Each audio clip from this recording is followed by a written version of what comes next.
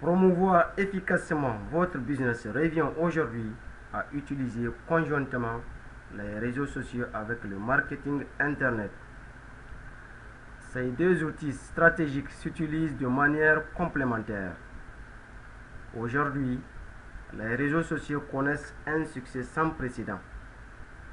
En effet, grâce aux réseaux sociaux professionnels, la recherche de nouveaux collaborateurs, des partenaires commerciaux et même des clients est accélérée car ils disposent des moteurs de recherche pour faciliter la recherche des membres.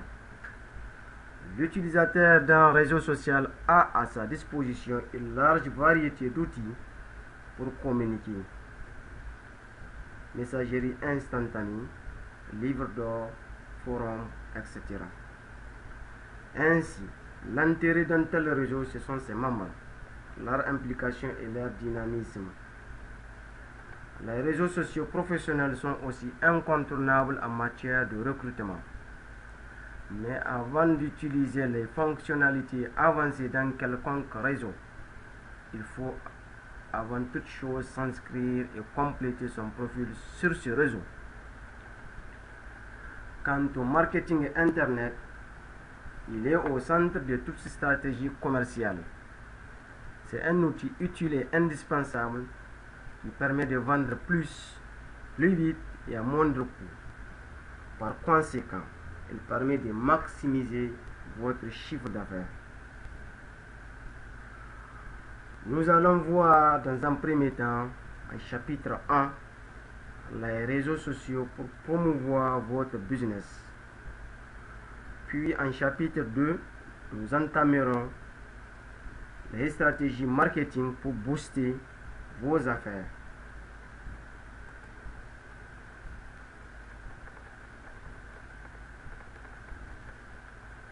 Chapitre 1. Réseaux sociaux pour promouvoir votre business. Le marketing traditionnel est mort. La tendance actuelle privilégie les médias sociaux. Un réseau social informel ou institutionnel se rapporte à l'ensemble des moyens mis en œuvre pour relier des personnes entre elles. Avec l'apparition d'Internet, aujourd'hui, pour être visible, votre site web ou blog doit être lié aux réseaux sociaux. Sinon, il sera invisible sur Internet. Un réseau social est synonyme de popularité, partenariat et solidarité. Il vous permet de créer gratuitement votre propre réseau de partenaires commerciaux, d'abonnés, d'affiliés ou d'amis. Ces derniers peuvent facilement devenir vos clients car ils seront plus disposés à traiter des affaires avec vous qu'avec un étranger. Évidemment, vous devez les entretenir dans le temps pour avoir de très bons résultats. Le réseautage a donc révolutionné notre manière d'utiliser l'Internet.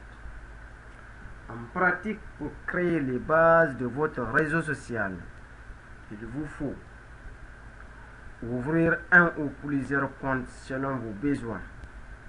Pour communiquer, vous pouvez utiliser le service de Facebook, LinkedIn, Twitter, Viadio ou Netlog.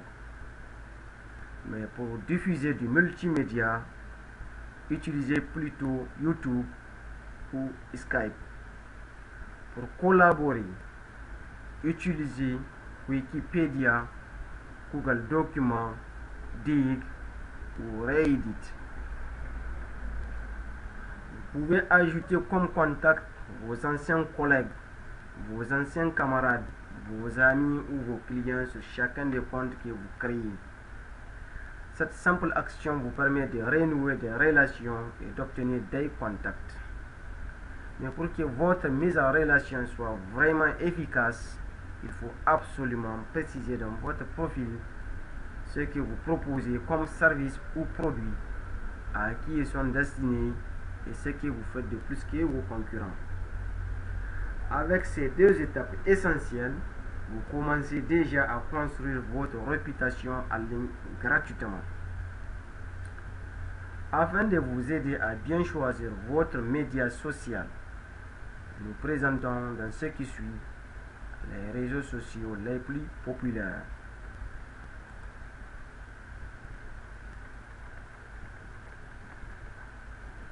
Facebook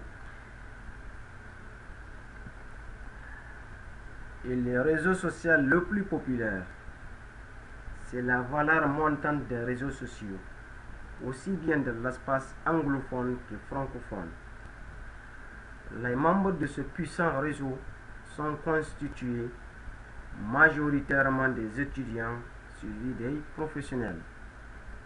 L'inscription sur ce réseau est simple et rapide. Facebook récolte actuellement la faveur des blogueurs et de la presse. C'est un outil professionnel qui peut être utilisé pour entretenir un forum de discussion, annoncer ou promouvoir un événement, faire du buzz marketing sur un sujet, rechercher des partenaires, des affiliés ou des clients, améliorer votre référencement, faire de la veille concurrentielle, lancer des sondages d'opinion, recruter du personnel, gérer la relation avec ses clients et enfin lever des fonds pour une cause humanitaire.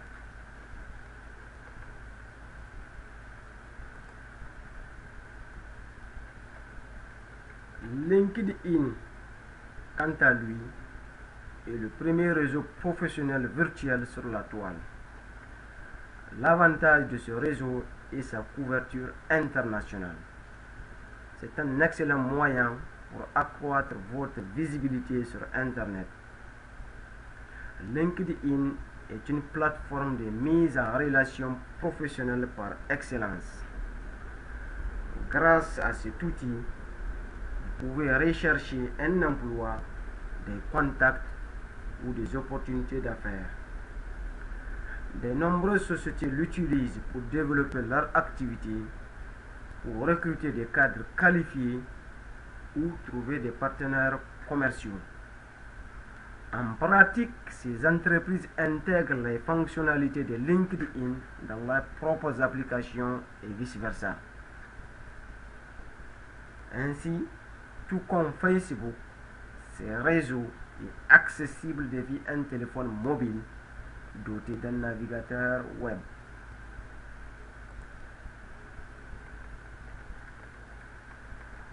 Twitter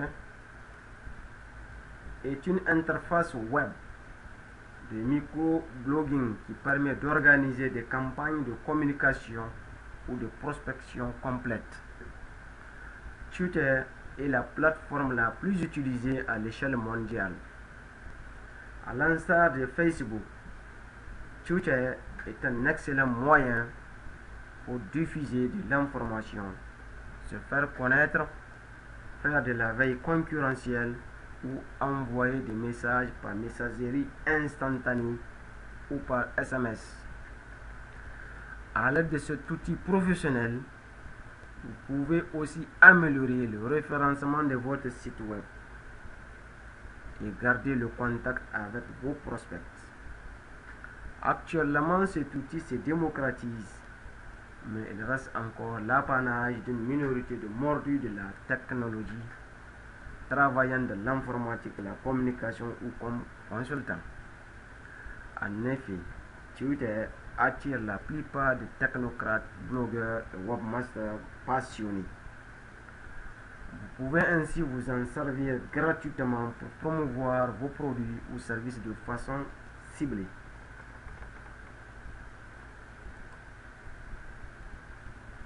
Viadio, quant à lui, c'est le leader des réseaux sociaux professionnels en France. C'est l'un des réseaux les plus efficaces pour faire des affaires. Si vous voulez l'utiliser comme moyen de promotion, vous devez vous inscrire d'abord puis remplir votre propre profil en donnant le maximum d'informations sur vous ou sur votre entreprise. Pour assurer un maximum de visibilité, Vous pouvez insérer dans votre profil le nom de votre entreprise et des mots-clés relatifs à votre activité. Sachez que les informations que vous fournissez sur Viadio sont immédiatement visibles en ligne.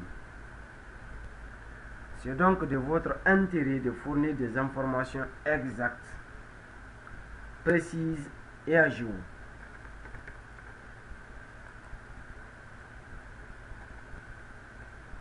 Netlog, quant à lui, est un réseau d'origine belge.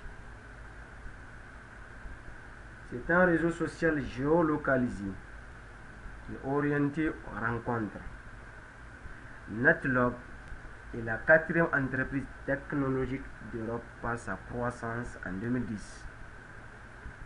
Tout comme Facebook ou Viadio, Netlog est un moyen de communication et de partage entre personnes qui permet de créer votre profil avec la possibilité d'intégrer un blog, un livre d'or ou de partager des photos, des vidéos, des tutoriels, des guides, etc. Nombreuses sont les entreprises qui proposent des pages de marque sur Netlog en vue d'accroître leur visibilité ou de fidéliser leurs clients. Netlog peut aussi être utilisé comme outil de veille.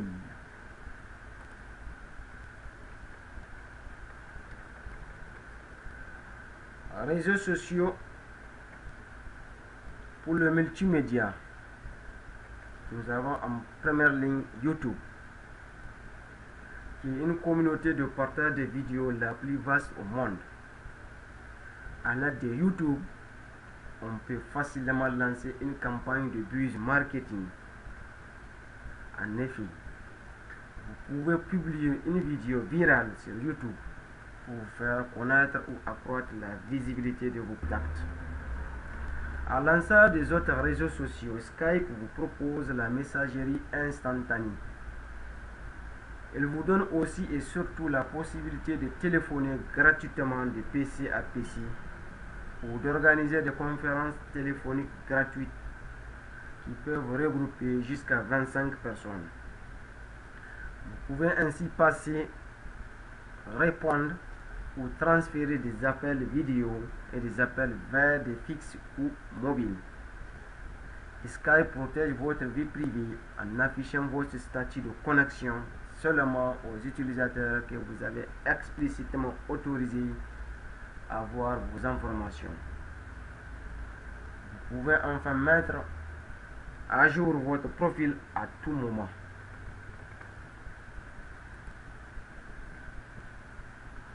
Réseaux sociaux de type collaboration. Wikipédia est une encyclopédie libre, écrite et éditée par des volontaires anonymes, constituée en majorité des jeunes et des chômeurs. C'est une plateforme de collaboration et de partage en ligne par excellence. C'est aussi une importante source d'informations thématiques. Elle est multilingue, environ 250 langues.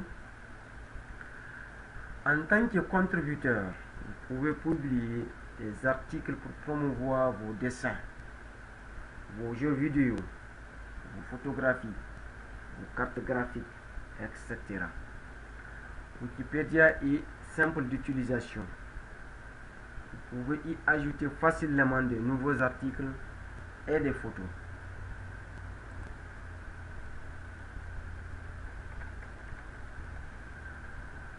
Deuxième type de réseaux sociaux de type collaboration.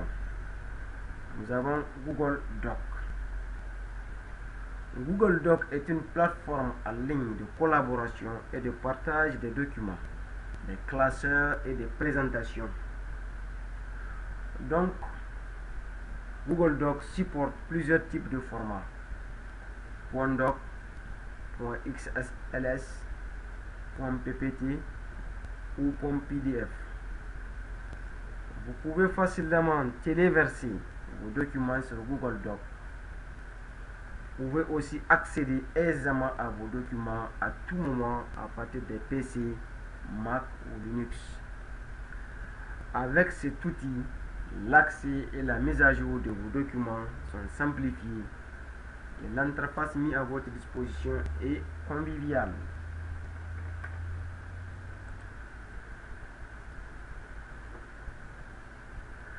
Digg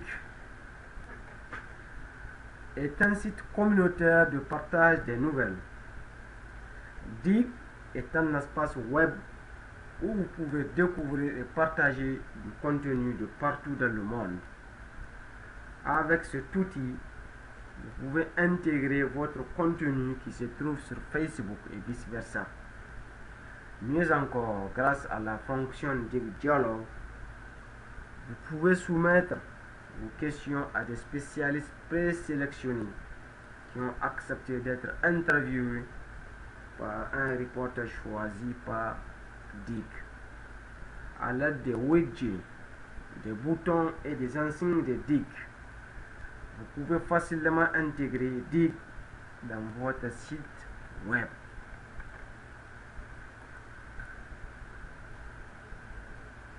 Reddit, quant à lui, est aussi un site communautaire de partage des nouvelles qui encourage les utilisateurs de soumettre des contenus originaux et personnels sur le site de partout dans le monde. Vous pouvez écrire et soumettre votre propre article dans plusieurs langues. Vous pouvez aussi commenter les articles soumis par d'autres utilisateurs. Cependant, vous devez vous inscrire au préalable pour pouvoir profiter de toutes les fonctionnalités de ce puissant média.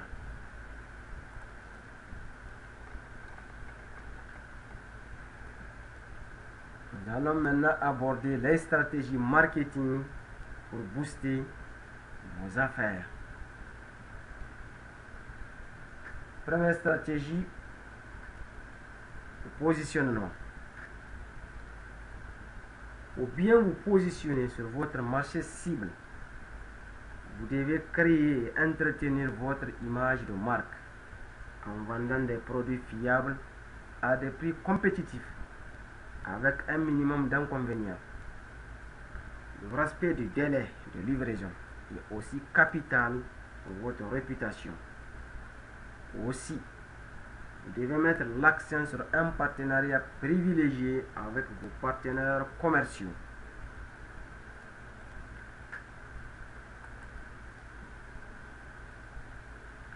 Le prix.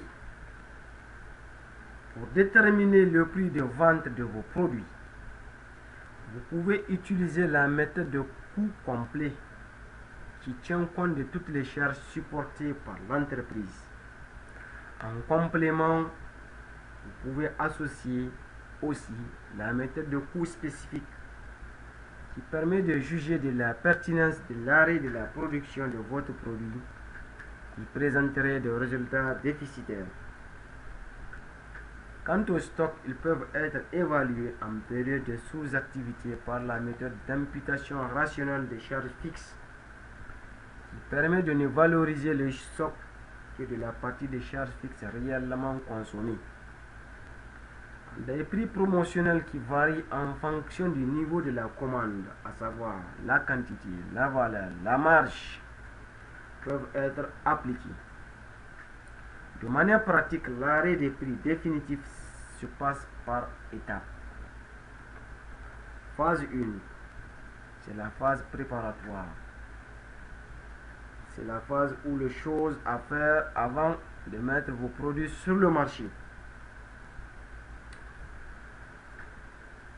S'agissant de la phase 1, vous devez calculer le coût de revient promotionnel. Ainsi, en utilisant des remises en pourcentage, vous vous assurez d'abord de fixer votre prix minimum et que votre prix maximum au rabais ne se situe pas en dessous de celui-ci. L'avantage de cette méthode, c'est qu'elle offre un choix à vos acheteurs.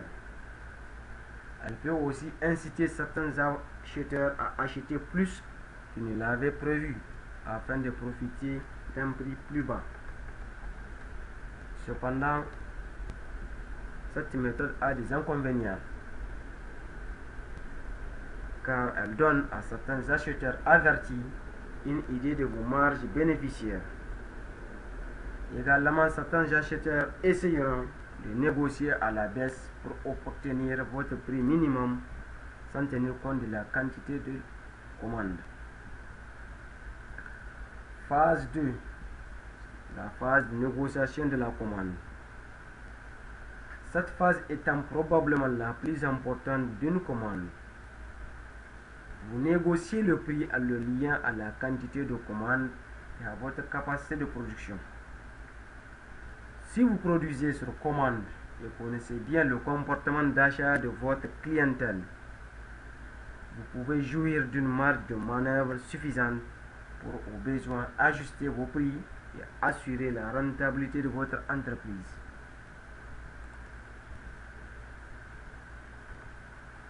Le marché.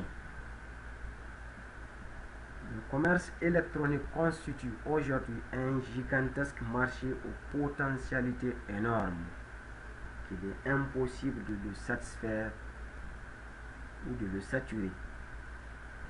C'est un marché en pleine croissance. Afin d'optimiser vos profits, vous pouvez utiliser les services des intermédiaires commerciaux,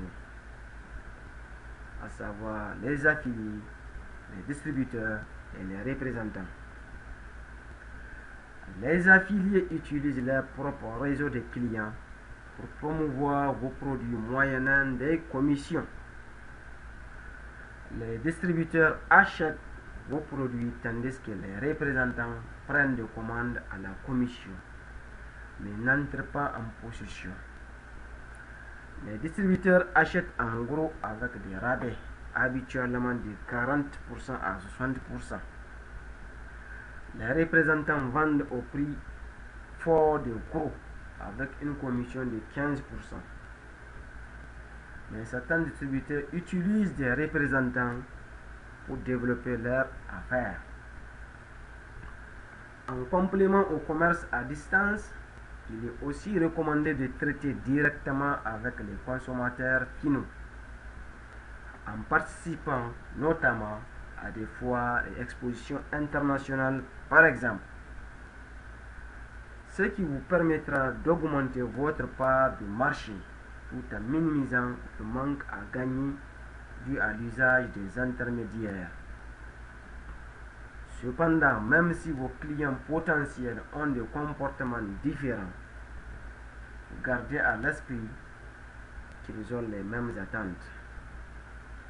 Par exemple, en Amérique du Nord, la tendance actuelle du marché de l'artisanat montre que les clients recherchent des produits ethniques au design contemporain en provenance d'Afrique, de Bali, de Népal et de Pérou.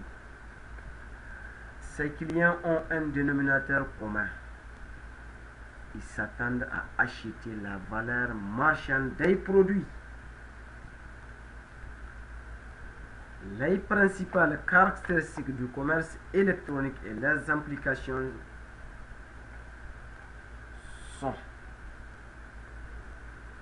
taille de marché très grande, qui implique une grande opportunité. Diversité très grande, qui implique d'identifier vos points forts et les opposer aux produits. Les règlements sont stricts, donc vous devez rechercher et suivre les règlements en vigueur. Les attentes des clients sont grandes, ce qui vous oblige de livrer compromis. Le changement est constant. Vous devez donc planifier toujours le prochain pas. La concurrence mondiale est forte, ce qui implique que vous devez produire des articles uniques.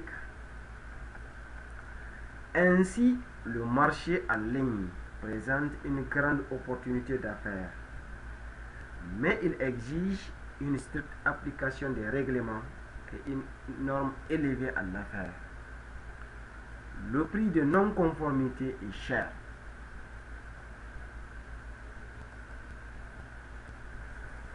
Vente et distribution.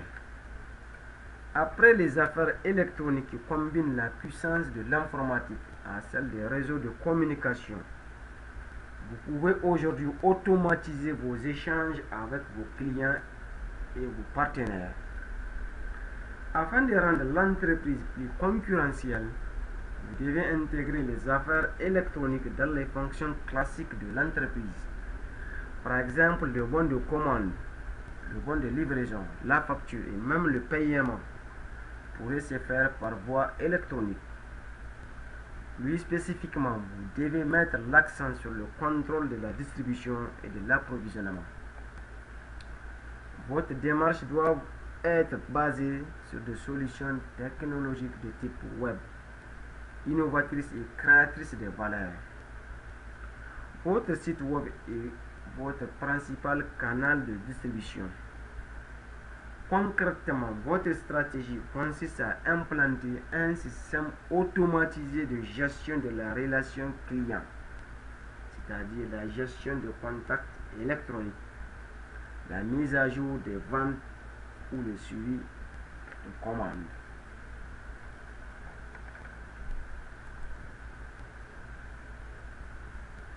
Publicité et promotion.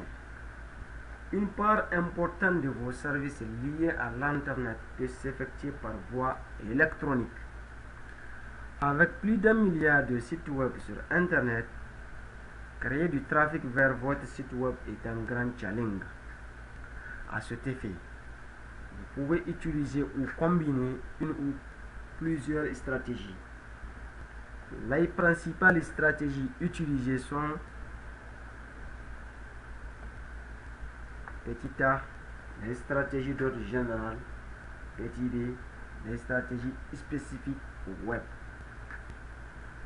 S'agissant des stratégies d'ordre général, vous pouvez proposer une liste de prix promotionnels, créer un catalogue avec de bonnes photos de vos produits, proposer des échantillons à vos prospects et clients, développer et adhérer à des programmes de partenariat, faire de vos clients vos partenaires dans la chaîne de valeur, mener des études pour mieux cerner votre marché, renforcer la stratégie marketing traditionnelle, développer une stratégie de communication marketing web, insérer l'URL de votre site dans tous vos documents commerciaux, et enfin participer aux foires et salons internationaux.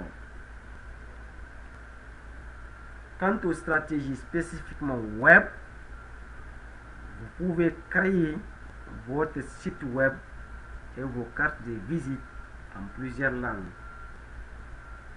proposer un bulletin d'information électronique, utiliser des bannières pour votre publicité, utilisez les buzz marketing pour vous faire connaître rapidement.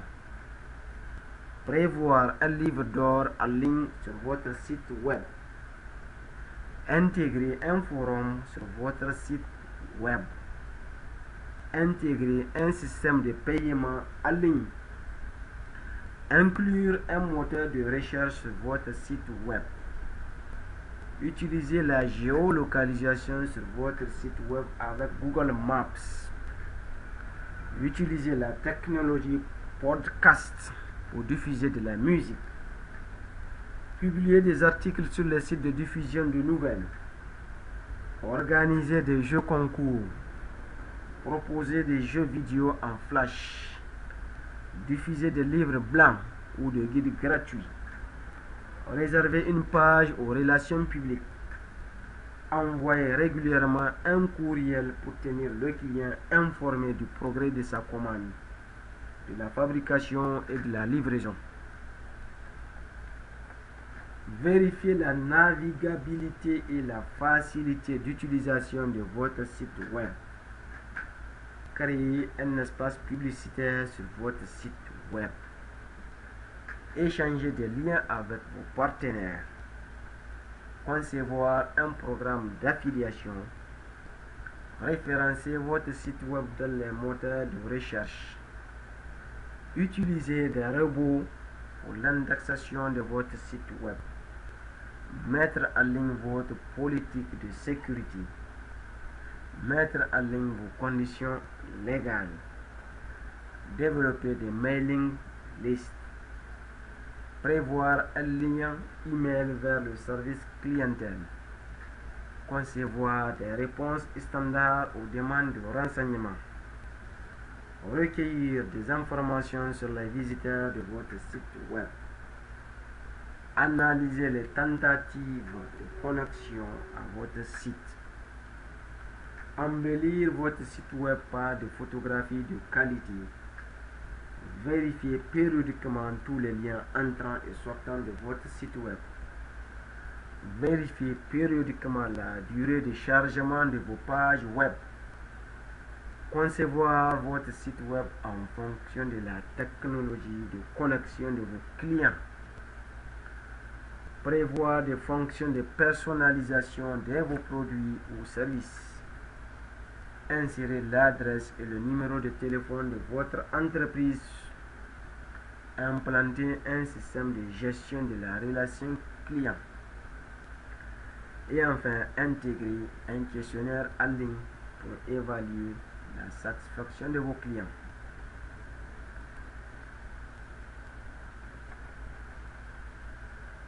Marketing du retour sur investissement de votre site web. Pour tirer le meilleur profit de vos investissements en temps, en argent et en énergie, il est conseillé d'utiliser les stratégies suivantes. 1. Utilisez des titres courts et attractifs. À ce niveau, vous devez être concis lorsque vous écrivez vos titres. Et vous devez mettre en exergue la valeur marchande de vos produits. Stratégie 2. Inclure des appels consistants à l'acte. Là, vous offrez une réduction de 15% par exemple. Et vous mettez cela en veilleuse. Vous pouvez aussi utiliser du gras pour attirer l'attention des visiteurs sur l'offre. Stratégie numéro 3. Adaptez vos bannières à l'audience que vous cherchez à influencer. Là, ne cherchez pas à vendre au même prix vos produits aux grossistes, détaillants et aux consommateurs finaux. Stratégie numéro 4. Peaufinez vos messages et vos bannières.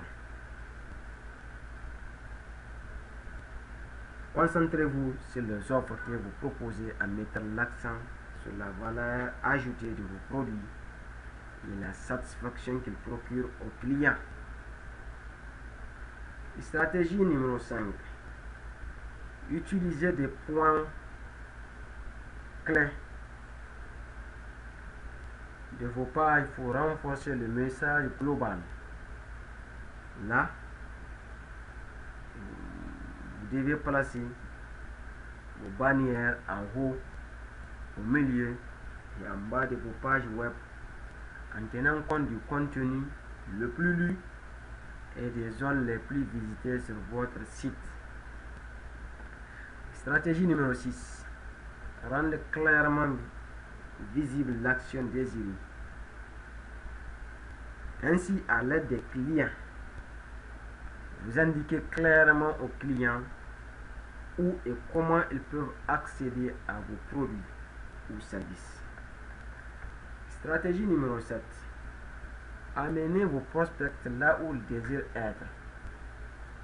En d'autres termes, une fois qu'un client potentiel arrive sur votre site et clique sur vos offres, vous devez lui donner la possibilité de passer commande immédiatement en accédant au formulaire de commande. Stratégie numéro 8. Être simple. C'est-à-dire, une fois que vous avez attiré l'attention du prospect, donnez-lui ce qu'il cherche en mettant à sa disposition toute information commerciale dont il aurait besoin. Stratégie numéro 9. Montrer le produit. Montrer une image du produit vaut mieux que 1000 mots. Stratégie numéro 10.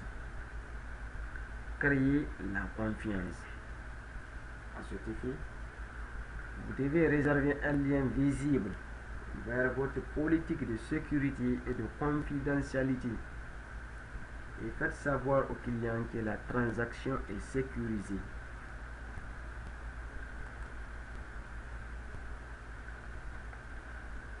Enfin, nous arrivons à la fin de notre présentation.